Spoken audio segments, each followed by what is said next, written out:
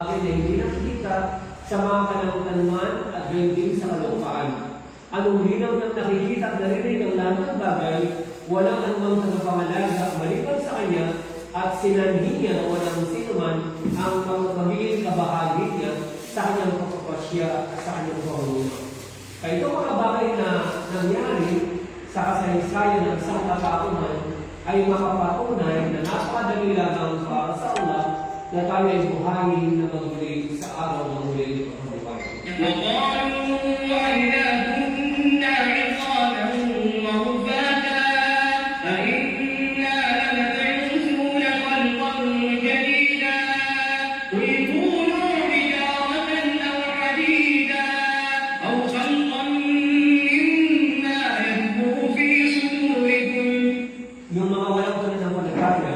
Hindi sila naniniwala na pagkatapos silang maabda ay mabubuhay pa sila muli.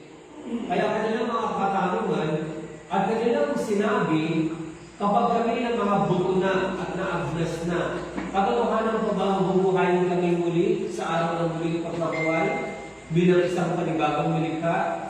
Anong sabi ng Allah kay Propeta Muhammad sallallahu alaihi wasallam?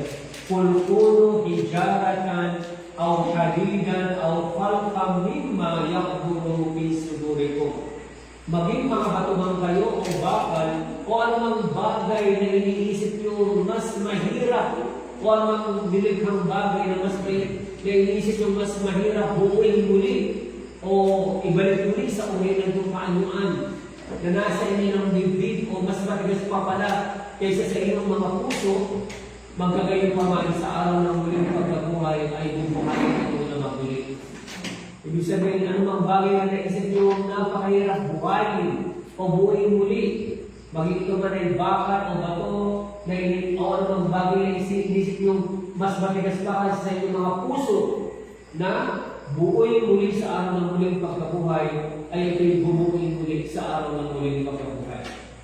Kaya ito yung mga katibayan na mula sa Allah subhanahu wa ta'ala.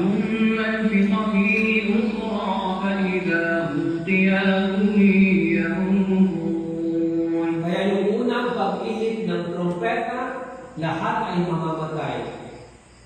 Pagkatapos, iihipan muli ang pangalawang trompeta, pagmasdan ang lahat ng tao ay nakatayo at nagtitinginan sa isa't isa.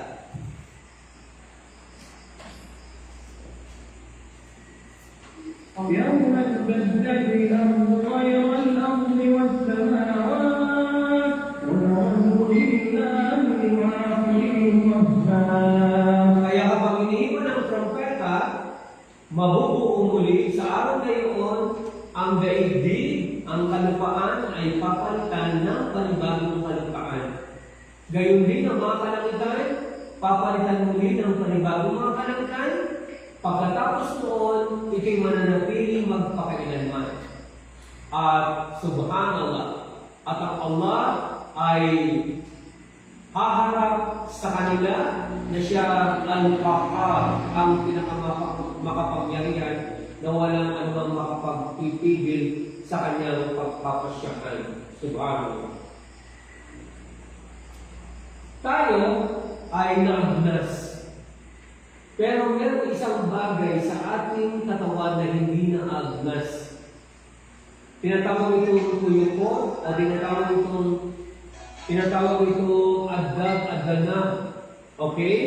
Yung coccyx, meron tayong tailbone. Sabi niya Abu Hurairah, mula sa sugo ng Allah sallallahu alaihi wasallam, lahat ng anak ni Adam ay kakainin ng kalupaan. Maagnas. Maliban doon sa isang bahagi na tinatawag natin adganab. Ibig sabihin, adjabud ganab. Ito yung coccyx o tailbone, hindi ito naaagnas. Mula rito ay mabubuo tayong muli sa araw ng muling pagkabuhay. Of course, isa pa sa paniniwala natin, hindi nilalamon ng lupa ang mga bangkay ng mga propeta at sugo. Kaya alam natin, tulad halimbawa, alam natin na merong nag-angkin ng mga propeta, pagkatapos ay nilagay sa freezer ang kanilang katawan, pagkatapos sila inagnas, alam natin na yun ay mga huwad ng mga propeta.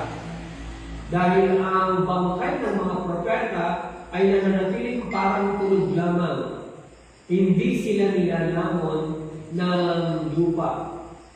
Kaso nga lang, ang pinaka-authentic na libingan ng lahat ng mga propeta ay yung libingan lamang ng huling propeta na si Propeta Muhammad sallallahu alaihi wasallam na nasa Medina. After 300 years na namatay ang propeta, tinangkang nakawin ng kanyang bangkay ng mga Hudyo para i-display sa mga museum. At pagkatapos yung hari niyon na pinaka-amir ng mga mananampalataya na ang kanyang pinaka-base ay sa Iraq during that time, napag-inipan niya ang Propeta Muhammad sallallahu alaihi wasallam ng magkakasunod na tatlong gabi na merong nangyayamot sa kanya. At ipinakita yung mukha ng tatlong taong yun. Kaya pinikot niya ang kanyang mga sundalo at nagpunta sila sa Medina at pinatawag ang lahat ng tao at hinanap niya yung taong nakita niya sa paligid, hindi niya makita.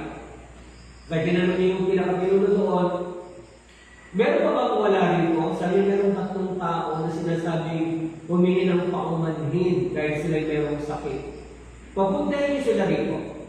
Nung pumunta, yun yung tatlo na nasa panaginip at pinuntahan yung inupahan nilang bahay, meron pa silang tunnel na hinuhukay patungo sa libingan ng Propeta Muhammad sallallahu alaihi wasallam.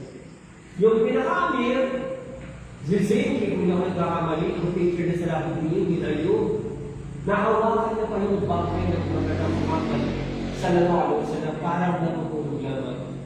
Ay, tingnan natin na lahat ay nilalako ng lupa, maliban sa adyang kaganap, at the same time, ang lahat ng mga katawan ng mga propeta ay hindi nilalamon ng lupa. Nananatili ito at ipis.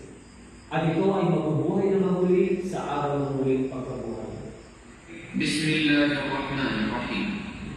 Al-Qari'atu mal-Qari'ah, wa ma adraka mal-Qari'ah, yawma yakunun nasu kal-farashil mabthus. Okay, Al-Qari'ah. Ano yung isip na Al-Qari'ah? Ang pagkakakalabog ng dibdib. Ano ang Al-Qari'ah? Ano yung pagkakakalabog ng dibdib? Okay? Ito yung sa araw ng muling pagkabuhay. Na kung saan, dahil sa matinding takot ng tao na walang pananampalataya, ay nakakalabog ang kanilang bibig. Sa ibang talata, gagamitin mapapalagay natin dito, dahil sa takot nila, yung puso nila, matindi yung kalabog. Kakalso sa lalamunan nila. At hindi nila ito mailuwang papalabas at hindi nila maibabalik sa kanilang mga dibdib. Na sa araw na iyon, ang mga tao ay parang nagkalat na mga gamo-gamo. Sa isa pang talata, para silang nagkalat na mga tipaklong na napakarami. Kaya, whether we like it or not, tayo mga tao ay sakop tayo ng pananagutan kahit ayaw pa ng mga walang pananampalataya na ipasakop ang kanilang sarili.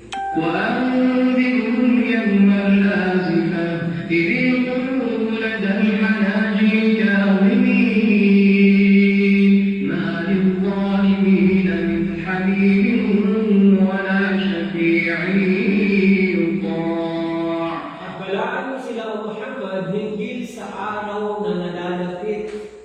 Kasi sa paningin ng Allah, kahit na malayo pa ang anumang bagay na mangyayari ay napakalapit na.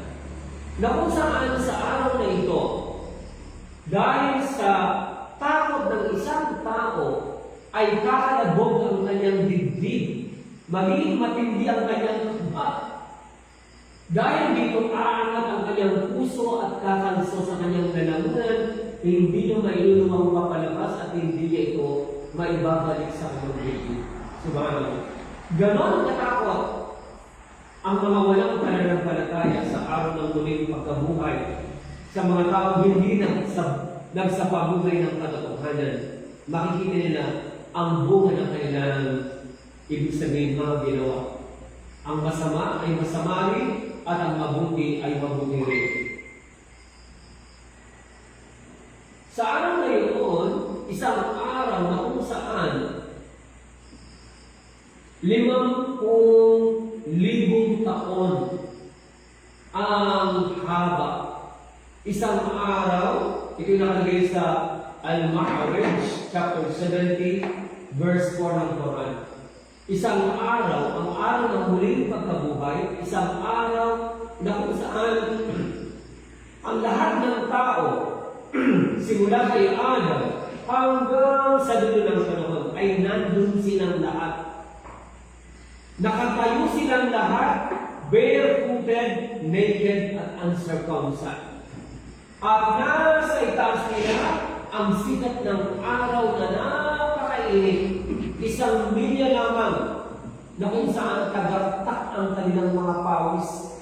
May mga pawis na hanggang tuhod, hanggang bukong-bukong, hanggang tuhod, hanggang baywang, hanggang dibdib, hanggang leeg, hanggang ulo, umuulo dahil sa init ng tinatawag na sikat ng araw. Depende sa tao kung ano ang kanyang ginawa sa daigdig, ganon ang kanyang magiging kalagayan sa kabilang buhay. Kaya ang Yom Al-Qiyamah, ibig sabihin araw ng muling pagkabuhay, isang araw lamang, pero tinawag ito sa iba't ibang katawagan. Kasi ang mga Arabs, kapag napakahalaga sa kanila ng isang bagay, tinatawag nila ito sa maraming pangalan, tulad ng espada. Yung sword, tinatawag ng mga Arabo ng 1,000 katawagan. Para ipakita ang kahalagahan ng Yom Al-Qiyamah, tinawag din ito ng Allah sa maraming katawagan. Yom Al-Qiyamah, araw ng muling pagkabuhay. Yom Al-Hisab, magaganap din ito sa araw ng muling pagkabuhay, ang araw ng paghukom. Yom Al-Hasra, ang araw ng pagsisisi, subalit ang pagsisisi ay wala ng saysay. Dito magsisi sa kabilang buhay, kukunin ang gantimpala. Hindi doon ang tinatawag na pagsisisi. Yom Al-Talaq, ang araw ng pagkipagharap. Yom Al-Ba'ath, ang araw ng pagbago ng mga patay sa kanilang mga libingan. Yom Al-Khulud, ang araw ng katapusan at gantimpala ay wala ng katapusan. Ilan pa sa mga katawagan ng Yom Al-Qiyamah, Yom Al-Tagabun, ang araw ng pagkapanalo at pagkatalo sa isa't isa. Yom Al-Din, ang araw ng pagbibigay ng pabuya. Yom Al-Wa'id, ang araw na isa sa katuparan ang mga ibinigay na babala. Yom Al-Fasal, ang araw na magiging magkahiwalay ang kabuti sa masama. Pag binuhay ng mabuti ang tao, automatically magsisegregate sila. Sumamba kay Jesus, sumamba sa araw, sumamba kay Buddha, sumamba kay Krishna, mga Hudyo, mga Kristiyano, mga Muslim, lahat automatically magsisegregate sila. Lahat-lahat. Al-Haq, ang araw na ang katotohanan ay mangingibabaw. Al-Ghashiyah, ang araw na ang kagimbal-gimbal ay tatapon sa kanila ng mga walang pananampalataya. Yom Al-Jum'ah, ang araw ng pagtitipon, tipon ng lahat. Kaya ito ilan sa mga katawagan sa Yom Al-Qiyamah. At sa araw na iyon, ang lahat ay tatayo sa harapan ng Allah. Ang bawat alipin ng Allah ay mananatiling nakatayo sa harapan ng Allah sa araw ng paghukom hanggat, ibig sabihin, hanggat hindi niya nasasagot ang limang katanungan. Ang kanyang buhay, kung paano niya ito ginugol. Ang kanyang kaalaman, kung paano siya kumilos o paano niya isinapamuhay ang kanyang kaalaman. Ang kanyang kayamanan, paano niya ito kinamit at paano niya ito ginasta. Ang kanyang katawan at kalusugan, paano niya ito ginamit. Lahat ito ay sasagutin ng isang alipin ng Allah sa harapan ng Allah sa Yawmul Qiyamah. At merong 7 uri ng tao sa Yawmul Qiyamah na sila ay nasa lilim ng lilim ng Allah, na walang anumang lilim sa araw na iyon maliban sa lilim ng Allah. At na may ibilang tayo ng Allah Subhanahu wa Ta'ala sa 7 uri ng tao na nasa ilalim ng kanyang lilim. Isang makatarungan na pinuno, isang lalaki, isang bata o kabataan na tao na pinanatiling abala ang kanyang sarili sa pagsamba sa Allah. Isang tao ang kanyang puso ay namaho na umaling sa masjid. Ang pang-apat, 2 tao na nagmamahalan ng alang-alang sa Allah, nagtitipon-tipon ng alang-alang sa Kanya, at naghiwalay ng inaalala, pinupuri at dinadakila ang Allah. Panglima, isang lalaki kapag inanyayahan ng magandang babae, kanya itong itatanggi at kanyang sasabihin, ako ay may takot sa Allah. Gayun din, isang may itsurang lalaki na inanyayahan ng babae na gumawa ng zina, pero sasabihin niya, ako ay mayroong takot sa Allah. Ang pang-anim, ang isang taong nagbigay ng kawang gawa ng lihim na hindi alam na kanyang kaliwang kamay ang ibinigay ng kanang kamay. At ang pang-7 uri ng tao ay isang taong kapag inaalaala ang Allah nang siya ay nag-iisa at lihim, umaapaw ang kanyang luha dahil sa takot sa Allah. Ito yung 7 uri ng tao na nasa ilalim ng lilim ng Allah, na sa araw na iyon, walang lilim sa kanyang kapwa-kaibigan, kahit na sila ay magkakilala sa isa't isa.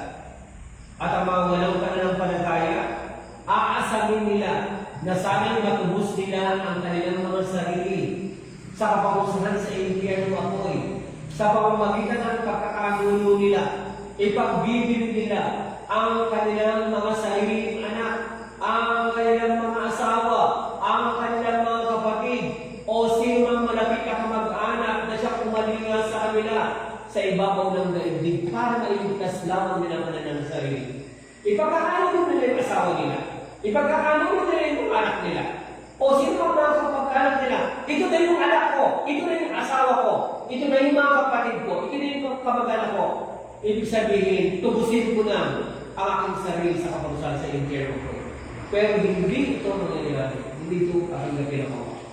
Bagos ang para sa kanila ay matinding kaparusahan na sinusunog ang kanilang mga bulo at pumapasok ang mga apoy sa kanilang mga puso at kanilang mga kalanglan.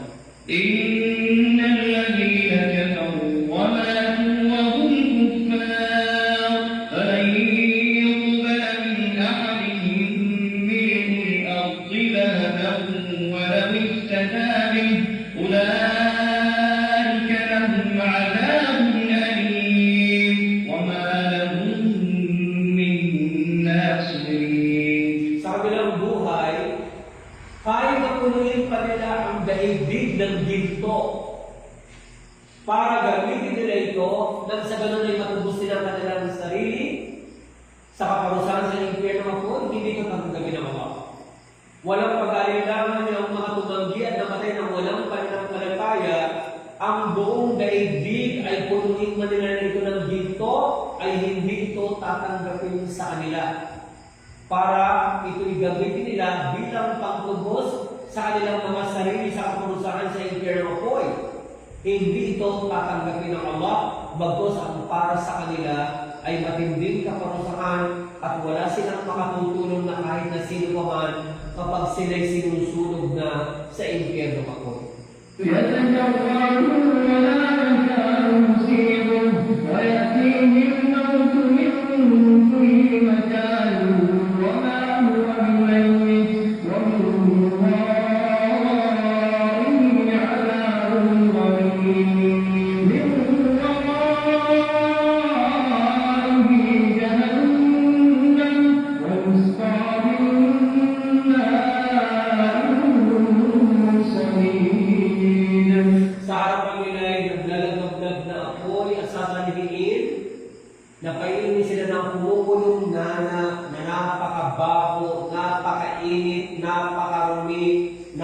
malagkit at mahirapan silang lulukin ito pero walang anumang kaparanan kundi ito'y kanilang lulukin at ang kamatayan ay naroon sa lahat ng dako, subalit hindi sila mamamatay at sa kanilang harapan ay matinding kaparusahan. Kaya ito yung ilan sa mangyayari o ito yung pinakabuod na mangyayari na kung kaya يا أيها الناس إن وعد الله حق فلا تغرنكم الحياة الدنيا ولا يغرنكم بالله الغرور. o sa mga kauhan, katakutan ninyo, walang pag-alinlangan, ang pangako ng Allah ay totoo, na kung kaya huwag hayaang malinlang kayo ng pangsamantala at panglilinlang na buhay dito sa daigdig, at huwag din pahintulutang malinlang kayo ng pinakapinuno ng tagapaglinlang na si Shaitan na isinumpa hindi sa Allah. منها خلقناكم وفيها نعيدكم ومنها نخرجكم تارة أخرى. Kaya mula sa lupa, kayo'y aming milikha, sa lupa, kayo'y aming ibabalik, at sa lupa na inyong pinagbalikan, ay bubukin namin kayo muli sa araw ng muling pagkabuhay, na pagkatapos noon ay wala na kayong kamatayan, mananatili ang bawat isa sa paraiso o di kayo sa impyerno ko'y hantod sa kahanturan, walang pagmamaling magpakailanman. Kaya ito yung pinaka-senaryo na magaganap sa kabilang buhay. Okay? Ito yung tunay na senaryo na ating dinadaanan bawat yugto hanggang sa makapunta tayo sa kabilang buhay. At bigyan lang si Ustad Muhammad Abiron, ipagpapatuloy niya ito ang paksa, impyerno, apoy at paraiso. Subhanallah wa bihamdik, asyhadu an la ilaha illa anta, wa astaghfiruka wa atubu ilaik, wa akhiru dawana alhamdulillahi rabbil alamin. Wa sallallahu ala Muhammadin wa ala alihi wa sahbihi ajma'in. Wassalamu alaikum warahmatullahi